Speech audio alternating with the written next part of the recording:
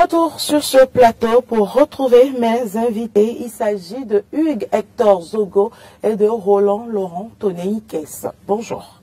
Caroline, bonjour, amis téléspectateurs et internautes. Bonjour, Hugues Hector Zogo, bonjour. Bonjour Carole, bonjour Roland, bonjour également à nos téléspectateurs qui nous suivent en ce moment. Alors, nous allons démarrer par l'information que la sortie des responsables de l'ANIP, de nouvelles mesures pour une fluidité dans les actions de cette structure. Hugues Hector Zogo. Oui, c'est une structure d'État qui est en train de travailler à pouvoir permettre à nos concitoyens de bénéficier ce qui essentiellement est de leurs droits. Donc aujourd'hui, vous savez qu'il y a quand même plusieurs requêtes qui sont relayées de part et d'autre. Et donc si la structure arrive aujourd'hui à mettre en place de nouvelles stratégies pour que l'on puisse arrêter avec, je dirais, la saignée et parvenir à avoir gain de cause en un laps de temps, ce n'est que mesure exceptionnelle et c'est à apprécier. Voilà, ils annoncent la liste du fichier électoral pour septembre 2025. Votre appréciation, Roland Tonei-Kess? D'abord, je tiens quand même à remercier l'ANIP pour le travail qui a été fait, notamment concernant le certificat de résidence, parce que les citoyens béninois souffraient pour avoir cette pièce essentielle dans la constitution de certains dossiers. Par le passé, quand vous avez besoin d'un certificat de résidence, il vous suffit d'aller voir le chef quartier qui vous livre ce document. Mais depuis un moment, c'est qu'il faut aller voir le chef quartier, aller prendre une fiche, et certains chefs quartiers quand même respectent la loi, ils le font gratuitement. D'autres, carrément, vous demandent de payer quelque chose. Mais quand vous finissez de prendre ça, après ça, il faut aller quand même mettre à l'ANIP ou soit dans les arrondissements ou les mairies. Et là, c'est la croix et la bannière. Donc, c'est difficile pour les citoyens d'avoir cette pièce essentielle dans un temps record. Et là-bas aussi, il faut aller payer. Donc, et puis, parfois, vous payez toute une journée ou même parfois 2 jours à avoir cette pièce. Je crois qu'aujourd'hui, quand on a facilité la tâche aux Béninois, et qu'après la pièce, le document que vous recevez chez le chef quartier, vous pouvez facilement de votre salon prendre maintenant le certificat de résidence, c'est à saluer. Et on souhaite que d'autres mesures soient prises éventuellement parce que quand on parle de dématérialisation, il va falloir quand même réfléchir à véritablement faciliter les choses aux citoyens parce que quand on parle on ne peut pas continuer à parler de dématérialisation pendant que parfois les citoyens ont oublié de se déplacer pour aller voir un chef quartier, aller faire un certain nombre de choses. Donc, je crois que c'est à saluer. Maintenant, pour la liste électorale qui est annoncée pour être disponible en septembre, oui, je crois que quand le cas de concertation de l'opposition est monté au créneau pour demander l'audit du fichier électoral, on a vu certains acteurs dire clairement qu'il faut respecter la loi.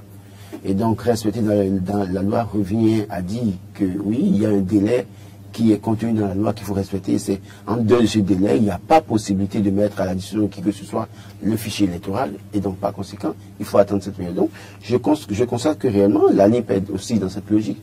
Parce que quand on parle de septembre 2025, quand même, c'était quand même la veille des dossiers pour la présidentielle, pour les candidats qui aspirent à être président de la République. Donc, c'est la veille déjà, puisque c'est un temps qu'il faut déposer les candidatures. Et donc, c'est dans le délai.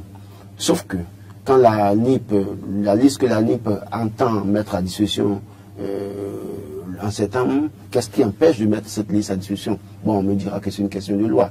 Alors, si la liste la sort en septembre, est-ce que les acteurs qui seront très occupés à faire les listes des candidatures, à travailler sur le terrain, auront le temps nécessaire de se concentrer sur cette liste? Là réside la vraie question. Parce que, j'ai dit, septembre, c'est la veille d'octobre, où il faut préparer, déposer les candidatures pour la présidentielle. Et après ça, il y a les communales, il y a les législatives, il faut déposer cette liste-là. Et tous les états-majors des partis politiques seront certainement occupés à ce travail-là. Et quand la liste sort, est-ce que les gens auront vraiment le temps nécessaire de travailler ou bien de revenir sur cette liste pour qu'ensemble il y ait un consensus autour de cette liste? Attendons de voir si c'est faisable. De toute façon, je crois que l'ANIP fait un travail qu'il faut apprécier depuis un moment.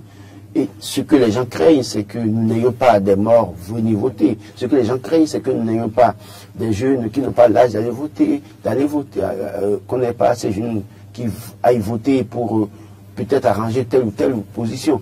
Donc, c'est la crainte de certains acteurs politiques, c'est la crainte de la société civile.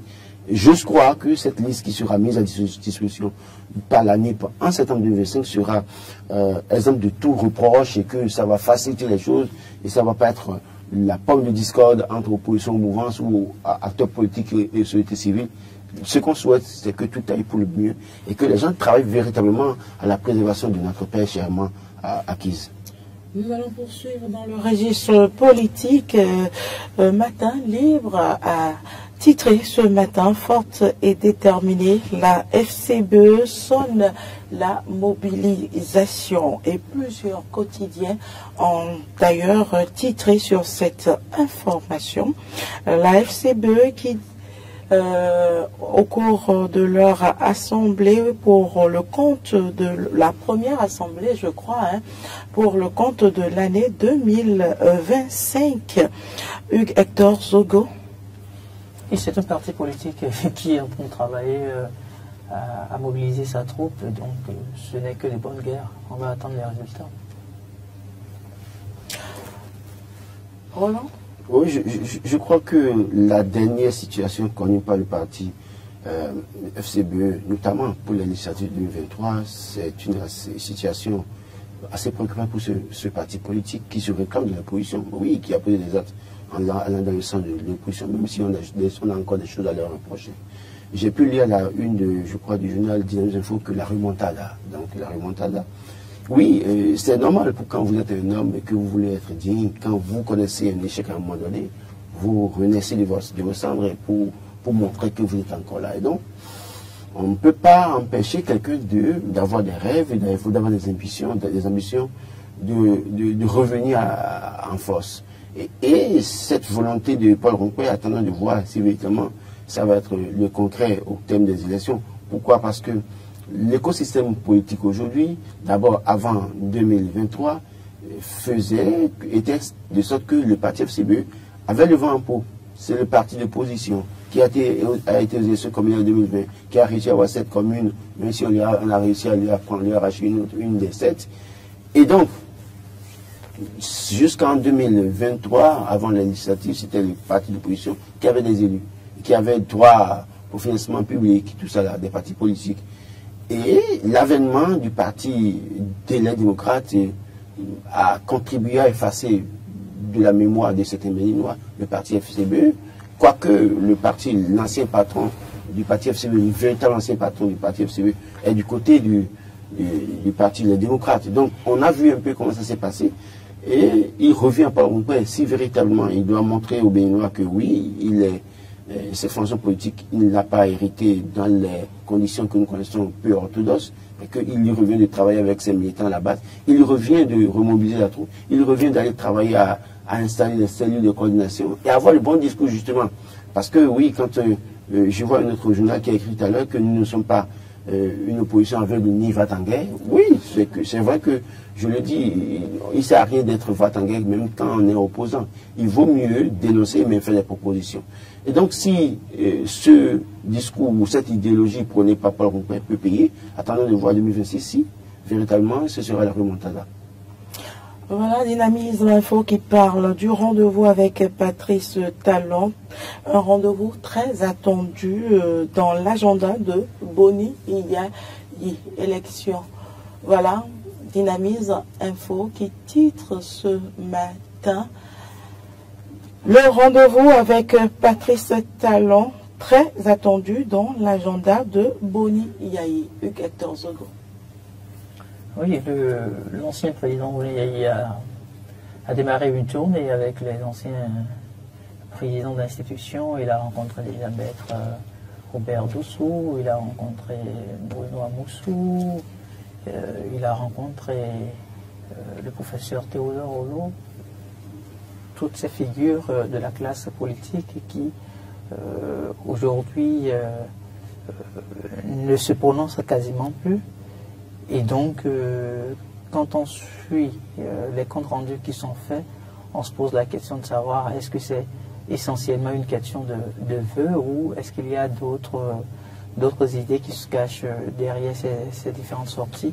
Mais dans l'un ou dans l'autre, au cours d'une cérémonie de présentation de vœux, on peut se permettre aussi de discuter des questions liées à l'actualité nationale. Et donc, par conséquent, je me permets de dire que Boni Yayi saisit cette opportunité de présenter les vœux à d'éminentes personnalités de notre pays pour discuter aussi des questions touchant à la paix, à la liberté d'expression, à comment est-ce qu'on pourrait organiser des élections pacifiques dans notre pays sans effusion de sang. Et aujourd'hui, beaucoup de personnes se posent la question de savoir est-ce que Boni Yayi irait au-delà en cherchant à rencontrer le président Patrice Talon. Et je pense que le journal fait bien de poser cette question-là. Mais malheureusement, ce n'est pas à Boni Yayi de pouvoir effectivement mettre en application cette volonté. Il aura certes la volonté, mais si le président Patrice Talon, à travers son agenda, n'est pas disponible à le recevoir, ça va être quasiment difficile. L'idéal aurait été quand même qu'on puisse rencontrer ces deux acteurs de notre pays, l'un se retrouvant aujourd'hui en posture de président de la République, l'autre se retrouvant ancien président de la République, mais première personnalité de l'opposition, donc président du plus grand parti politique de l'opposition, s'offrir quelques minutes d'échange, parce que au cours de ces échanges-là, on a toujours la possibilité de partager des avis avec l'autre. On a cette possibilité-là d'écouter l'autre. Et je crois quand même que si les deux hommes arrivaient à transcender tout ce qu'on peut avoir comme dissident politique et parvenir à s'asseoir, à se parler et à s'écouter, ça pourrait être assez profitable pour la nation béninoise, surtout qu'on est en train de préparer des élections générales pour 2026. Je crois que l'ancien président Boni Yayi fait un effort sur lui-même. Parce que quand vous voyez le personnage, et vous savez que c'est quelqu'un qui a été combattu, et pas à Moussoubrino, et pas à Drongbeji, pendant qu'il était président de la République, parce que c'était des opposants qui ont dû combattre, ce n'est pas à proprement parler, c'était ses opposants. Et quand vous savez très bien que ces personnes, excusez, à l'aide de la réforme du système partisan, notamment depuis 2016, sont les premiers soutiens de Patrice Talon, et que malgré cette situation, c'est lui qui prend l'initiative d'aller sur ces personnalités, c'est à saluer quand même, parce que c'est mettre de côté quand même son ego, même si derrière on a peut-être l'impression, ou bien on a peut-être envie de lui coller des intentions, c'est quand même une démarche à apprécier qu'un ancien chef d'État qui a été la cible de certains acteurs politiques qui étaient ses opposants, en arrive à décider d'aller rendre visite à ces acteurs politiques. C'est dire quand même un pas à saluer, qui nous montre qu'au-delà de tout, c'est le Bénin. Parce qu'en fait, Boni Yayi aurait décidé de rester dans son coin, et puis, quand il y aura des situations, on va commencer par, en tout cas, polémiquer à outrance dans tous les sens. Mais déjà, il faut peut-être aller chercher à savoir quel a été le contenu de son message chez Amoussou Bruno, chez Adrien Mbedi. Évidemment, le chef de l'État, c'est le président des exercices. Entre-temps, il y avait le cas de concertation des anciens présidents. Hein, et puis, Boni Yayi n'hésitait pas à aller vers ses anciens chefs d'État. Ici, c'est tellement le chef de l'État, l'ancien chef d'État, pardon, Boni Yayi, a peut-être aussi envie d'aller rencontrer son successeur pour discuter avec lui. Parce qu'au-delà de ce que nous faisons aujourd'hui, hein, au-delà de toutes les actions, au-delà de toutes les intrigues politiques que nous avons, que nous connaissons dans le pays, il n'y a que le Bénin qui compte. Et le Bénin restera après tout. Et si le Bénin doit rester après tout, toutes les initiatives qui concourent à préserver la paix chèrement acquise sont à saluer. Si le Bénin doit rester après tout, tout ce qu'on doit faire pour que le Bénin continue d'être célébré au plan international comme ce vivier de la démocratie, c'est à saluer. Si le Bénin doit vivre après tout ce qu'il nous a fait, pour que nous puissions nous retrouver autour de la table de discussion, de négociation, de dialogue pour des élections apaisées, libres et transparentes en 2026, c'est à saluer. Et donc, c'est en cela que moi je pense que, première chose quand même, il faut féliciter l'ancien président Boni Yayi, qui, au-delà de tout, met de côté son ego pour aller vers ces personnes. Alors que c'est lui qui a été ancien chef d'État, il revenait quand même à cette personnalité, d'aller le voir pour le saluer également, pour échanger. Le salut qui fait la démarche. Donc, moi, je salue ça déjà et dit, et maintenant, au-delà des visites que fait l'ancien président Mounier, il va falloir que dans les sorties politiques, qu'il tienne un discours de paix. Parce que nous savons très bien que un petit mot mal placé peut contribuer à mettre le feu au pays.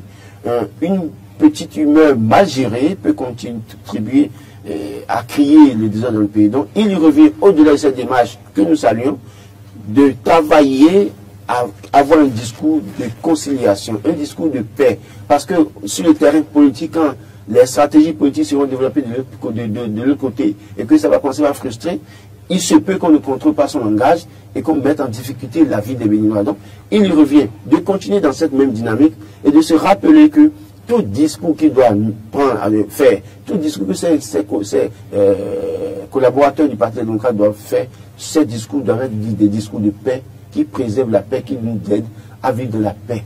Je crois que s'il continue de cette lancée, ça va être pour le bien du peuple béninois. Maintenant, le chef de l'État, c'est lui seul qui est le chef, maître à bord du navire bénin jusqu'en 2026. Dès lors que le capitaine à bord aussi ne donne pas de marge de manœuvre, c'est parfois difficile. Donc il revient au capitaine à bord du navire bénin qui doit être aux commandes jusqu'en 2026, aussi de revoir peut-être certaines de ses positions, de voir comment est-ce qu'il peut faciliter certaines choses pour des élections apaisées en 2026. Voilà, Nord Sud Quotidien parle de l'anniversaire de la conférence nationale. L'UPR a prié pour la paix au Bénin. Hector Zogo.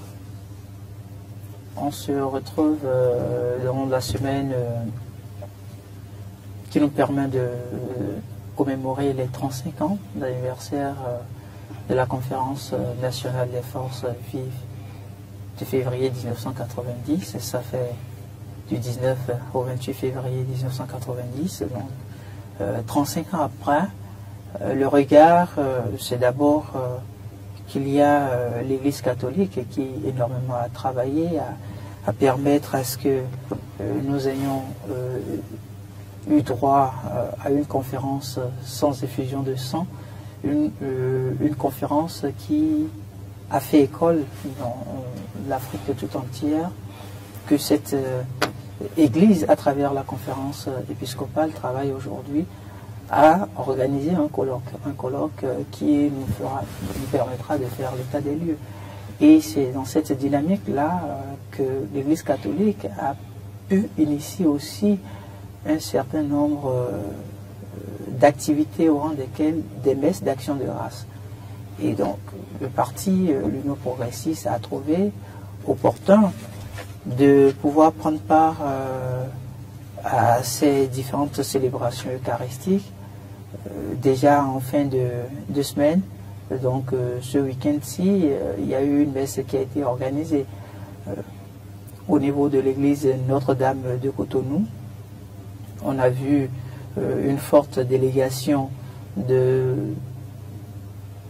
ce parti politique qui se réclame être le plus grand parti politique du pays aujourd'hui. Donc je veux parler de l'Union progressiste de Renouveau.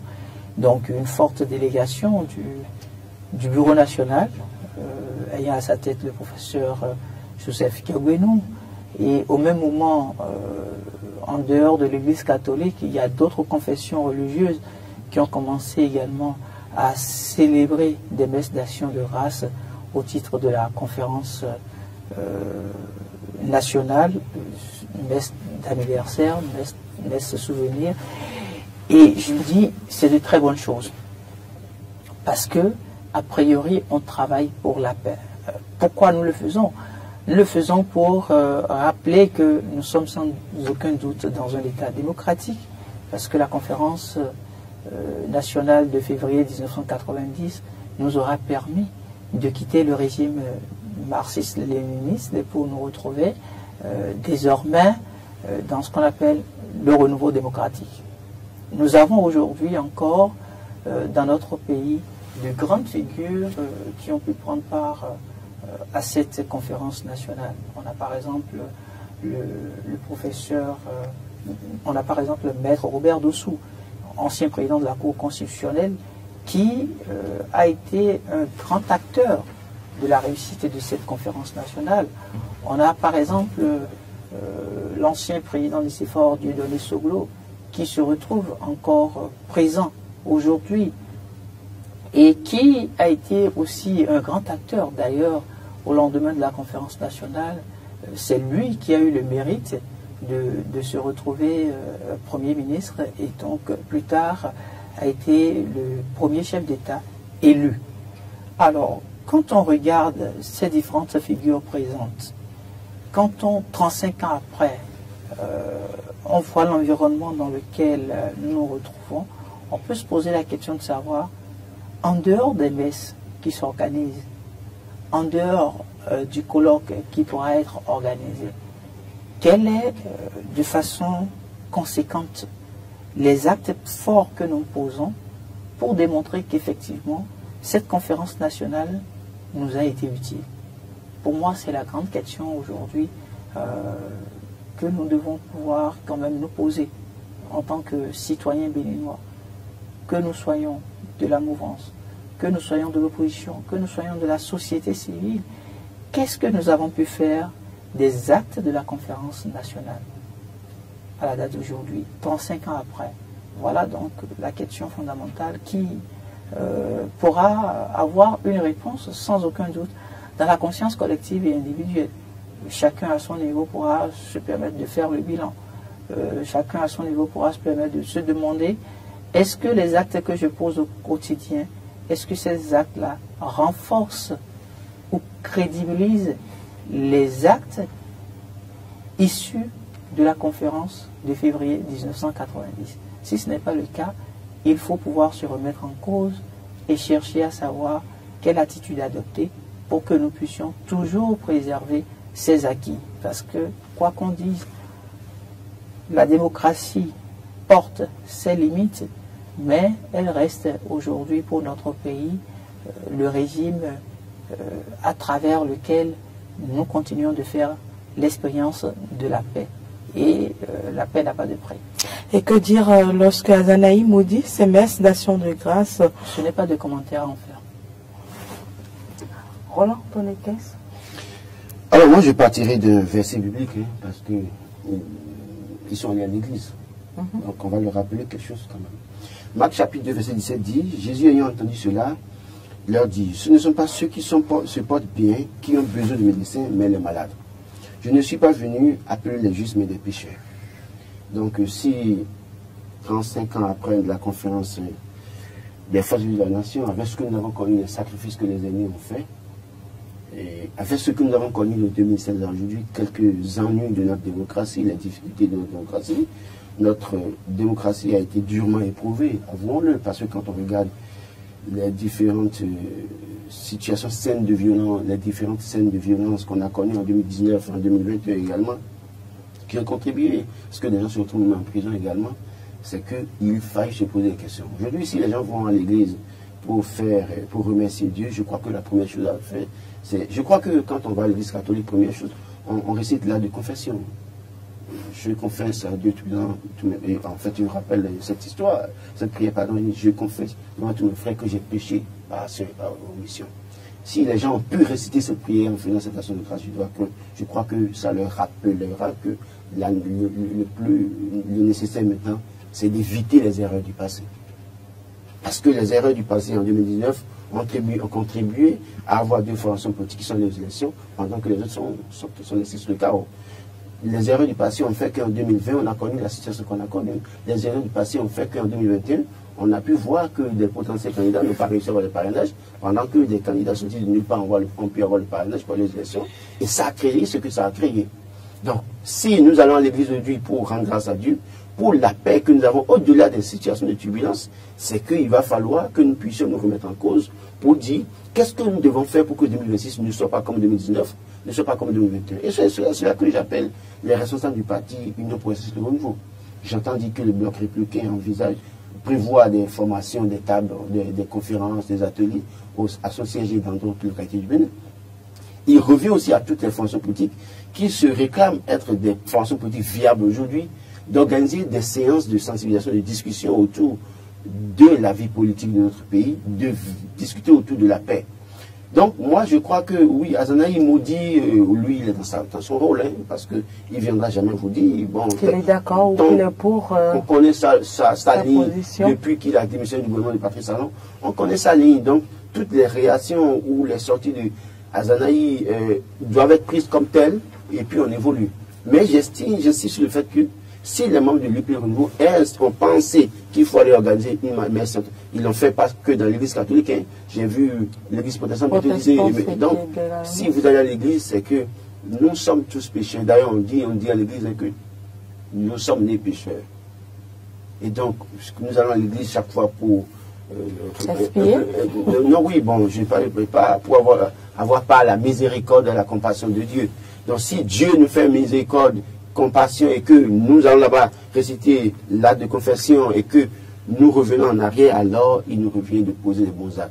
Et j'insiste que le parti Renouveau, parce que certaines formations politiques ont été quand même peu au cours, les grands bénéficiaires des difficultés que nous avons connues de 2019 à 2023, quand je parle des élections, ce sont ces partis qui ont été les grands bénéficiaires. Il y a des partis qui se réclament de la mouvance, mais qui n'ont pas été des bénéficiaires de cette situation-là. Donc si c'est les bénéficiaires qui ont trouvé le moyen d'aller à l'église, accompagnons-les à l'église, allons tous ensemble à l'église. Implorons la grâce de Dieu. Dieu a dit, il est dit dans la Bible, invoque-moi, je te répondrai. Donc ensemble, invoquons Dieu pour que Dieu puisse préserver notre paix. Ensemble, invoquons Dieu pour que nous puissions avoir plus d'unité au sein des Béninoises, c'est des Béninois, du nord au sud, de l'est à l'ouest, c'est très important. Alors, autre sujet à aborder, toujours au registre politique, c'est la nouvelle tribune qui en parle, élection générale de 2026, un engagement timide de la jeunesse. Hugues Hector, pensez-vous que la jeunesse ne porte pas ces échéances comme il se doit? Oui, on se retrouve dans un environnement un peu spécial par rapport aux dernières années. Si vous prenez par exemple les élections de 2006, ce n'est pas le même engouement que vous avez aujourd'hui. Parce que en 2006, on vivait encore une certaine euphorie. Cette envie-là d'avoir plusieurs acteurs politiques se déclarer présidentiables, c'était des choses qui se vivaient au Bénin. Seulement qu'avec l'arrivée au pouvoir de Patrice Talon en 2016, avec les différentes réformes qui ont été mises en place, la jeunesse s'est retrouvée beaucoup plus au travail qu'à occuper le terrain pour les questions de politique. L'exemple palpable que je donne pour la plupart du temps, c'est qu'aujourd'hui, quand vous prenez n'importe quel jeune, vous voulez discuter avec lui, dès qu'il démarre, vous sentez qu'il y a plus ou moins une sorte de prise de conscience. Il n'est plus ce jeune-là qui aurait pu vous accorder peut-être toute une journée à ne parler que de la politique. Parce qu'il sait que même s'il le faisait, ça ne lui donnerait absolument rien. Or, il y a quelques années en arrière, dans notre pays, quand le jeune prend la parole, quand il commence par sortir des argumentaires, systématiquement, la conséquence pour lui, c'est qu'il pourra gagner de l'argent chez un acteur politique, et à partir de cet argent-là, il pourra remobiliser toute une troupe, aller dans son quartier, aller dans son village, sensibiliser les gens pour dire, écoutez, bientôt on va vous présenter la figure qui se présentera pour les élections présidentielles, pour les élections législatives, pour les élections communales, ainsi de suite. Mais malheureusement, ou fort heureusement, tout ça a pu basculer. Mais la grande question qu'on doit pouvoir se poser, c'est est-ce qu'en étant jeune, on fait le combat du militantisme parce qu'a priori, on recherche de l'argent facile? C'est ça le grand défi. Il y a plusieurs jeunes béninois, de jeunes leaders, je ne voudrais pas citer de nom, Mais quand vous les regardez, vous vous posez la question de savoir, donc, tout ce que vous faisiez, c'était juste parce qu'il y avait un intérêt particulier. C'était juste parce qu'il y avait de l'argent facile qu'on distribuait ou qu'on mettait à votre disposition. Parce que les mêmes qui ont assez travaillé pour dire, nous, on est un leader politique, on est un leader de mouvement de jeunesse, on est jeunes acteurs travaillant au changement de notre communauté, il y a une dizaine d'années en arrière, et qui prenaient le devant de la scène pour dire travailler à l'élection de X ou de Y, ils sont toujours présents. Mais malheureusement, ne sont plus prêts à s'engager sur le terrain comme on a eu l'habitude de le constater. Donc pour moi, est-ce que la jeunesse n'est pas déterminée à effectivement donner son point de vue par rapport aux enjeux de 2026, ou est-ce que la jeunesse, à la date d'aujourd'hui, n'a plus, je vais dire, des parrains politiques capables de leur mettre à disposition, de lui mettre à disposition des moyens financiers? C'est là le grand débat. Et la conclusion pour moi, c'est qu'il n'y a plus aujourd'hui dans notre pays de ces leaders-là qui prennent le risque de s'amuser encore avec l'argent. Parce que, de par le passé, c'était les sous du contribuable béninois, sous fond de corruption, sous fond de détournement, tout ce que nous connaissons sous fond de gabegie financière, qui se permettaient de le faire. Aujourd'hui, ils n'ont plus cette possibilité, ou beaucoup n'ont plus cette possibilité, pour être encore plus précis, parce que les questions liées à la corruption et au détournement n'étant toujours pas une question attribuée à l'effet néant. Donc par conséquent, je me dis, c'est vrai, on sent du silence ou du désintérêt de la jeunesse de notre pays par rapport aux enjeux de 2026, mais en réalité, c'est parce qu'on n'a jamais mesuré ce pourquoi cette jeunesse-là était pour autant motivée, ce pourquoi cette jeunesse-là était tout le temps au charbon, comme on le dit, pour chercher à vendre l'image de X ou de Y. Et mieux, il y a aussi le système partisan, cette réforme-là du système partisan qui a bouleversé beaucoup au niveau des cartes politiques. À la date d'aujourd'hui, par exemple, que vous prenez la mouvance ou l'opposition, on ne peut pas officiellement vous dire voici le duo présidentiel. Et donc, ceux qui n'ont pas la chance de se retrouver dans le carré d'as pour avoir les meilleures informations, aussi ne savent pas effectivement sur quel pied danser.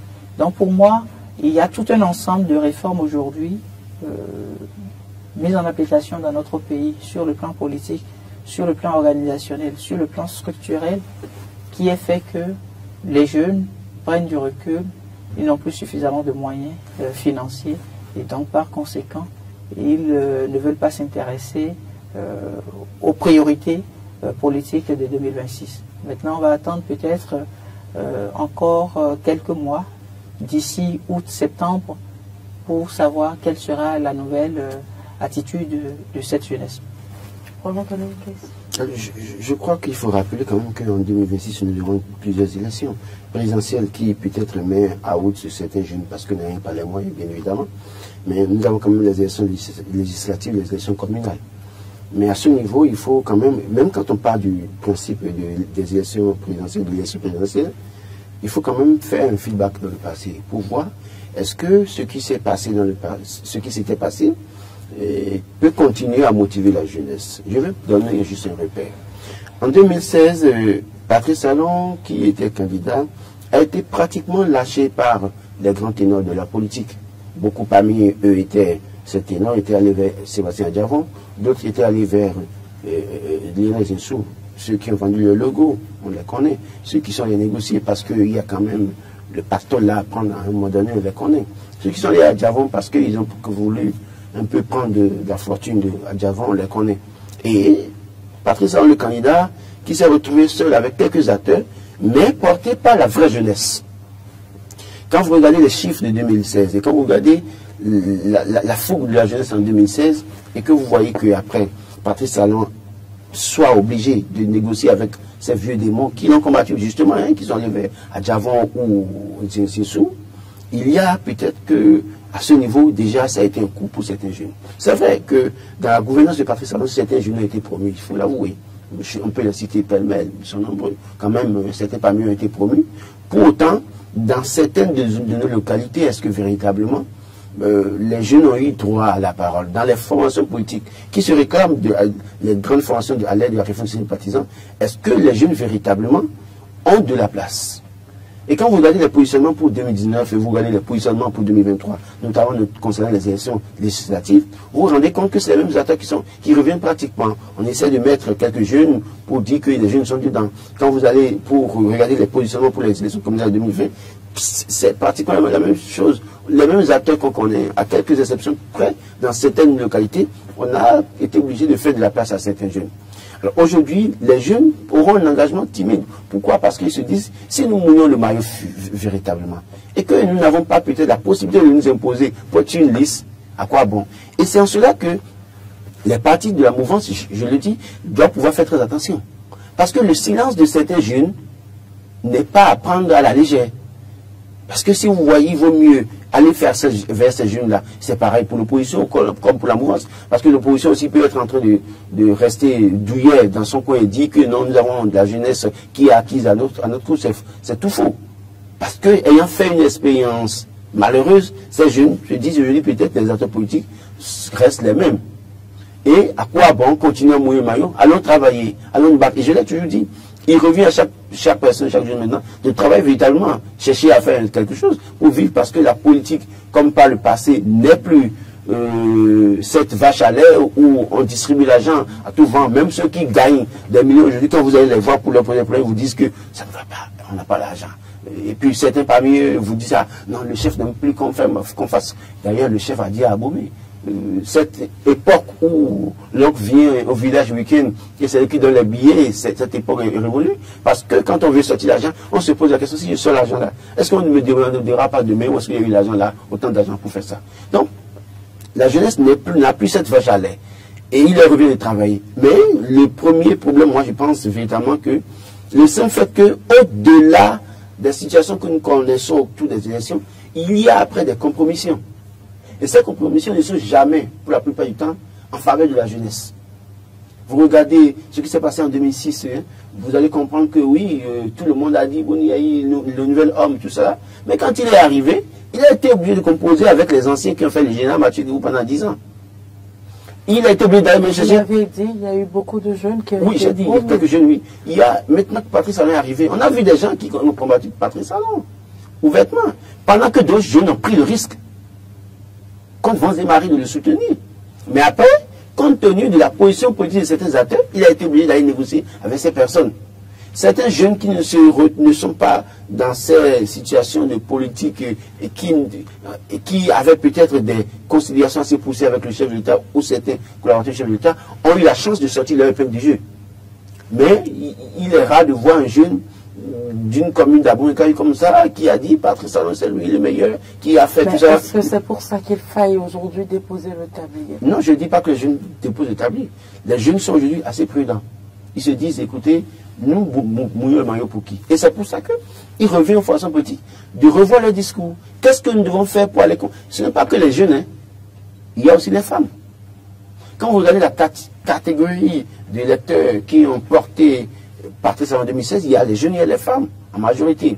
Est-ce que les femmes dans le marché, quoi qu'on dise, on a construit de grands marchés, de bons marchés, mais est-ce que les femmes du marché... A priori, à travers ce que nous voyons, les femmes sont quand même acquises aux actions du gouvernement en place. Faisons attention aux pièges des électeurs béninois. Et n'oubliez pas que 2016 là, les femmes, même femmes là, ont tenu un discours. Sachant très bien qu'elles vont voter pour Patrice Talon là. Elle disait autre chose.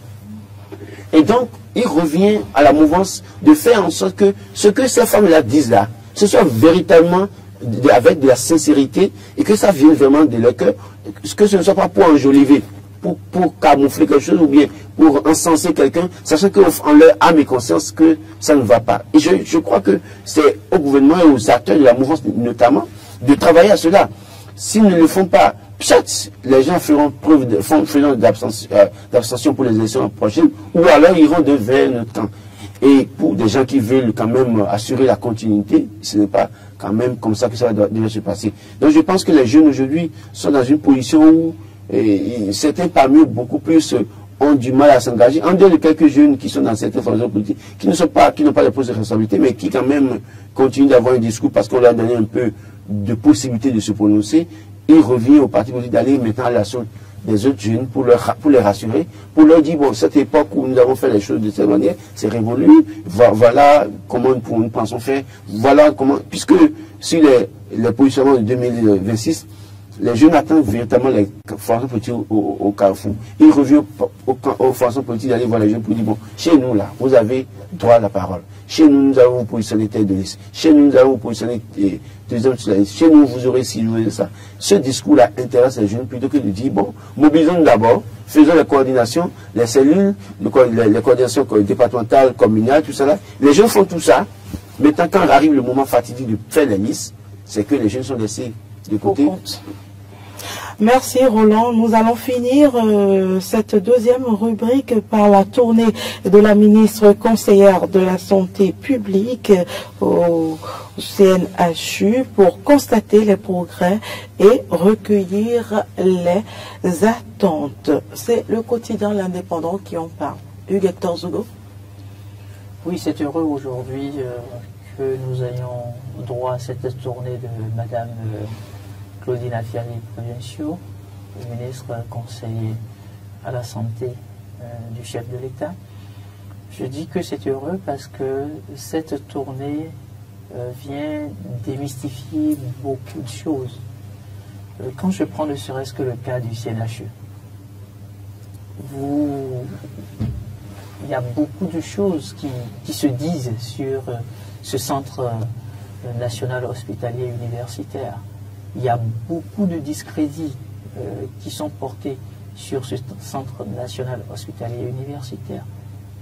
Mais cette tournée qui a été faite par Madame le ministre conseiller à la santé vient démontrer tout le contraire. Et ce qui est épatant, c'est que vous avez non des docteurs, mais des professeurs qui se retrouvent à travailler aujourd'hui au niveau du CNHU et qui prennent la parole et qui vantent le mérite de tout ce qu'il y a comme prouesse, tout ce que le gouvernement a pu apporter en matière de plateau technique, tout ce qui a été acquis en termes de mobilier, le personnel qui se met davantage au travail parce que les conditions de travail ont été améliorées. Ça, ce n'est pas la politique qui en parle. On a suivi sur les écrans de toutes les chaînes de télévision, par exemple, le documentaire de cette tournée, où ce sont des professeurs de médecine qui eux-mêmes ont pris la parole pour signifier tout ce qui a été fait depuis 2016 à la date d'aujourd'hui. Et pour moi, quand il y a cette honnêteté intellectuelle, il faut dire enfin bravo et féliciter le gouvernement.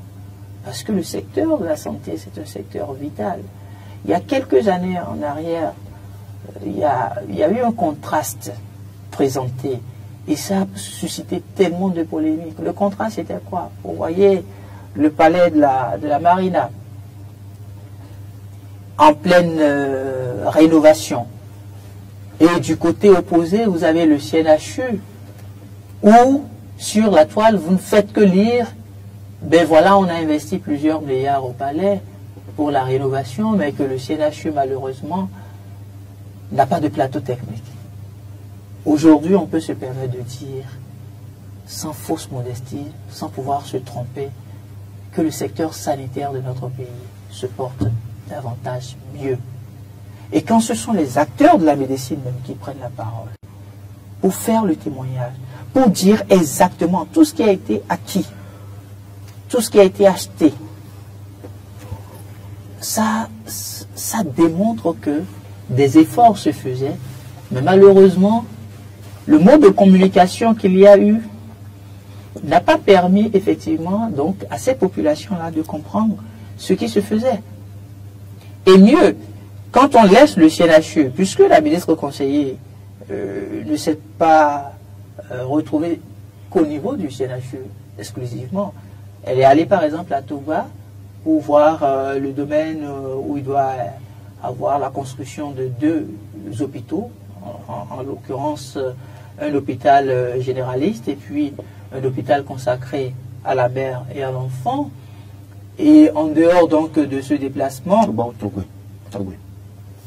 Togwé. Oui. Voilà. Pour la mère et l'enfant, c'est à Togwé. Exactement. Donc en dehors de ce déplacement, il y a également quelque chose d'exceptionnel que j'ai pu noter, c'est qu'au moment où elle s'est rendue au CHIC, le centre hospitalier international d'Abomey-Calavi, quand vous regardez les équipements qui ont été acquis, quand vous regardez la qualité de l'infrastructure, vous vous dites, enfin dans notre pays, on pourra cesser avec tout ce qui a rapport à le citoyen béninois est souffrant, mais il faut nécessairement qu'on puisse le faire déplacer sur le Maroc, qu'on puisse le faire déplacer sur la France, avant qu'il ne puisse bénéficier de soins de santé de qualité. Quand vous allez vers Alada, où elle a fait aussi d'autres déplacements, vous avez le personnel qui est heureux de présenter ce qui, de façon exceptionnelle, a été acquis.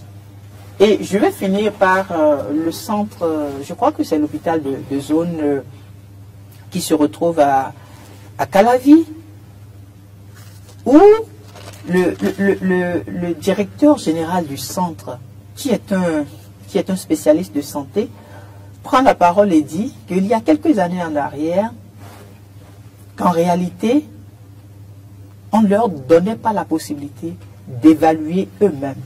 En tant que dirigeants des centres de santé, on ne leur donnait pas la possibilité d'évaluer les équipements qui manquaient au centre. Mais que c'était le gouvernement qui achetait juste des équipements et qui les envoyait. Donc aujourd'hui, ils ont cette possibilité-là de dire, voici les équipements qui manquent à nos centres, ils font le point au ministère et que le ministère tient effectivement compte de leurs demandes pour pouvoir acquérir de nouveaux matériaux. Donc pour moi, au regard de cette tournée-là, je pense que le travail qui doit être fait encore plus, c'est de pouvoir communiquer dans nos langues nationales. Parce que quand je prends 2 secteurs vitaux de la République, en l'occurrence la santé et l'éducation, tout ce qu'il y a eu comme réforme, tout ce qui a été mené comme activité dans ces secteurs-là, malheureusement les populations ne sont pas informées. Et quand le citoyen n'est pas informé, il va faire de la supputation. Il va dire ce qui lui passe par la tête. Non pas parce qu'il le fait de mauvaise foi, mais parce qu'il n'a pas la bonne information. Il le dit parce que pour lui, l'information qu'il a n'est pas la meilleure. Et donc, il suppute. Aujourd'hui, à travers cette tournée, je crois que beaucoup de concitoyens vont prendre du recul par rapport aux critiques acerbes qu'il y avait, par exemple, avec le personnel du CNHU et aussi par rapport aux autres centres hospitaliers de notre pays. Comment on a une caisse pour finir très rapidement? Oui, je crois que la ministre conseillère de la santé, chargée de la santé, fait un travail quand même de mise en lumière des actions du régime de partage depuis 2016. Et oui, les points positifs sont davantage mis en valeur pour que les gens soient informés au fur et à mesure, en tout cas avant 2026, avant son départ, de ce que son gouvernement a pu faire. Et si ça peut aider quand même dans la continuité, c'est en Mais justement, c'est également pour recueillir également les problèmes qui restent. Au-delà de ça, je crois que ça lui permet quand même de recueillir les doléances de ces travailleurs de son secteur, en tout cas le secteur dont elle a la charge. Et j'avoue qu'aujourd'hui, quand même, qu'on le veuille ou non, même si on peut quand même mettre en valeur tout ce qui est fait, quand même il y a des problèmes qui se posent au système sanitaire de notre pays. Il ne faut pas l'occulter. Et je ne pense pas que la ministre conseillère sur le terrain ait été privée de ces doléances de ces travailleurs. Je ne pense pas qu'elle ait été privée des plaintes ou des dénonciations de ces agents de la santé. Oui, écoutez, vous savez... c'est la meilleure personne, oui, c'est la meilleure personne ressource aujourd'hui. Il y a quand même un piège qui nous guette souvent, hein, que nous mettons de côté.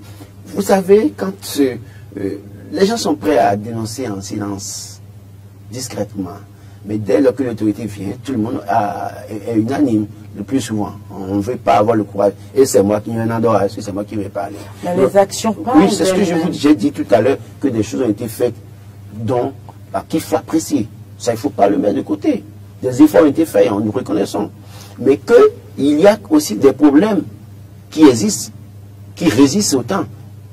Et pour ça, il y en a qui ne veulent pas avoir le courage de porter la voix pour dire c'est moi qui ai dit. Non, justement, puisque le journal dit que c'est pour recueillir également d'autres doléances. Et aujourd'hui, j'estime que c'est la meilleure personne en tant que conseillère de chef de l'État de porter l'information directement au chef de l'État au lieu de passer par le ministre de tutelle pour que les choses ou les bonnes décisions ou les bonnes réformes puissent tarder aujourd'hui. C'est à ça que je voulais appeler les agents en réalité. À tous les niveaux que ce soit. J'ai pu voir le ministre conseiller, comment vous appelez, Jacques Ayadi et l'autre Romain Oboualé à Goudouin, par exemple. Ce que je dis ici, c'est que, au-delà de tout, que les gens aient le courage de dire à ces ministres conseillers véritablement les problèmes qui sont les leurs. En réalité, il ne sert à rien maintenant de vouloir, en réalité, se cacher pour ne pas dire ce qu'on pense ou bien les problèmes qu'on a, et qu'après les mêmes acteurs viennent devant. Les problèmes que les citoyens parfois dénoncent le plus souvent, ça vient de qui? Ce que les citoyens disent parfois dans l'opinion là, ça vient de qui? Ça vient des agents. C'est eux qui se plaignent. Quand vous allez au CNHU, quand vous allez à l'hôpital de zone, qui se plaint? Ce n'est pas l'usager qui se plaint. C'est le docteur qui se plaint parfois. C'est le médecin qui se plaint. C'est l'infirmier qui se plaint là, parfois. C'est la sage-femme qui se plaint parfois. Et dès lors que la femme se plaint, la femme vient à la maison se faire le point à son mari. Ou bien c'est quelqu'un qui a eu un accident, qui est allé à l'hôpital, qui n'a pas été pris en charge, le médecin se plaint pour dire de ce qu'il n'a pas le nécessaire, et celui-là informe ses parents. Donc, en réalité, les premiers qui se plaignent, pour que les citoyens puissent en arriver à parler, c'est encore ces personnels-là, ce personnel de la santé. Donc, c'est pourquoi je dis que, au-delà des efforts faits par le régime de Patrice Talon, il faut que les gens quand même aident pour une fois, les Béninois en disant aux différents ministres conseillers qui viennent les rencontrer les véritables problèmes pour qu'on puisse trouver une solution une fois pour de bon. Quand Tozogo cite par exemple l'hôpital de zone d'Aboncavi, le directeur a parlé. Il a parlé d'évaluation, du matériel, tout ça là. Mais peut-être que si on avait écouté une sage-femme ou bien une infirmière, on aurait pu avoir peut-être aussi au son de cloche, ou une plainte, ou bien le personnel, le syndicat, le représentant du personnel, on aurait pu entendre encore autre chose. Moi, je voudrais demander à la ministre conseillère que dès lors qu'elle descend dans ces zones-là, oui, il faut qu'elle écoute les responsables qui passent parfois, tiennent leur mission du politique. Parce qu'on les a mis là parfois aussi, ils ne veulent pas, on veut conserver son poste, on ne veut pas dire la vérité. Il faut qu'ils donnent peut-être, demande à ce que désormais, que le représentant du personnel prenne la parole.